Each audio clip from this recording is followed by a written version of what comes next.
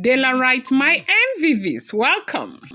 Report getting to us right now allegedly is that one full, Toyota Hiace bus of, white garment church members that were brought again this time into the palace by anti-gospel for them to come and pray over the things that are happening in the palace were locked out of the palace because of the fact that, consent was not taken from the Ooni of Ife. And, if everything we keep hearing is the truth, I don't even understand. You are in the verge of, almost like losing everything. I do know that she, from what we heard, did not give any problem with moving. They said immediately the man said they should move, that she just was the first person who got a house that they bought for her. Okay, but right now there's a lot of complications in the palace from what we are hearing. Artifact own is there. The pot missing is there.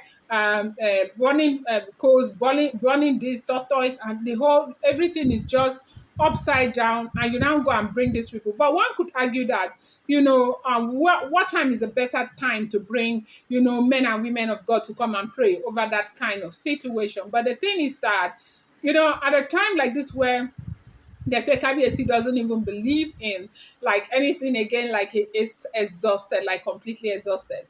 Would this be the best time for you to want to bring those people? And how do you bring those people to the palace without the consent of your husband? And they said that is the problem. That immediately they came in and they were singing and carrying that their thing that they are using, and they were singing and all of that. When they got to the gate, they stopped them from the gate. And right now, you know that the security is different. It's not like it used to be before. Before anything could pass through the gate, but right now the security has been beefed. And again, they said one of the major reasons why these people were stopped and that kind of embarrassment had befallen the woman anti-gospel happened to be because Ooni is not sure who they are. And as a matter of fact, that may just be true. Who are these people, right? Again, because when people are desperate and they want to do something, always this tendency that they may want to use people that are not really those kinds of people to do whatever it is that they would want to do. And so right now, this was supposed to come and pray and minister the word of God and ensure that things begin to look better. Look up for, those living in the palace of the Ooni of Ife, especially those who are scared about the whistling and so on in the palace. But I said Ooni of Ife didn't let it go through, not because Ooni of Ife is not believing, but because Ooni of Ife does not want to hear "I should bet Mama fly" again.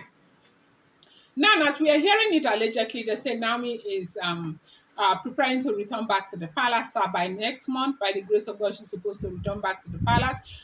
Ooni is working very hard to ensure that this event is not truncated because, of course, they are very much aware that there are a lot of people who not want this to happen. And Ooni is making sure that this happens no matter what they do, whether they like it or yes. This is something that Kabiyesi wants to see come to pass. And they say that is the reason why he is very careful and making sure that, people do not take advantage of certain things, and because he has worked so hard to get the palace to where it is right now. Is everything, if everything we are hearing is the truth, so he will not want to. They say Aunty Gospel started crying and crying that this is not fair, that she is also wife to the family. She's trying to do her best to ensure that things get better, that the family is her family. If something is going wrong and she feels that there is a way she can help, nothing is going to stop her from helping. That this is not right. They are not supposed to do this. They are supposed to let them go ahead and do what they want to do. And if it is prayers, that is not everything that they must do traditionally. Sometimes they have to give, God a chance to show them that he too can perform. But, before now, a lot of people used to kind of believe in her so much and believe her so much, and that was the same reason why I called her anti-gospel, because she's always preaching. Like, I do know that Queen Naomi is born again, Queen Naomi is a prophetess, Queen Naomi sees and all of that, but Queen Naomi is somebody who is really, really like she's not somebody who carries it like on top of. This one is always preaching, like preaching the gospel everywhere she goes. She's preaching the gospel and all of that, and that is why I call her anti-gospel. And at that point, everybody like me, I used to believe her a lot, but right now I don't know what to believe anymore. So right now they say that these people were not allowed to operate in the palace. That KBC ordered them to send them back, and that they waited. The anti-gospel was coming to the phone and running back to the bus, coming to the phone and running back to the bus, coming to the phone and running back to the bus to go and try and see if permission would be granted for them to pass through, but they did not pass through. That at the end of the day, they were just singing in the bus, praising in the bus, and all of that. They were not allowed to come through. Right now, I think everybody's trying to do what they can do to, save KBSC and also save the situation. And nobody is being trusted anymore.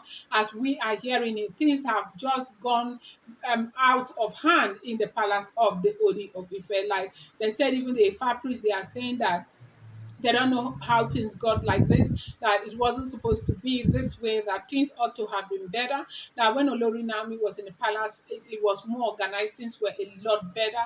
But you know that this thing is, like we have had time and time again, that there is a territorial fight in that place, big time. And apart from that, also, there is this thing about competition, superiority complex.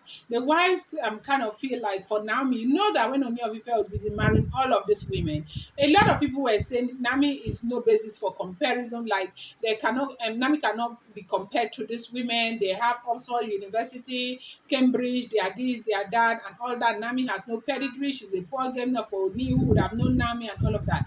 And some of these women feel like, how can Naomi come and defeat me in this fight? I must fight to win, and that is why the struggle is still on.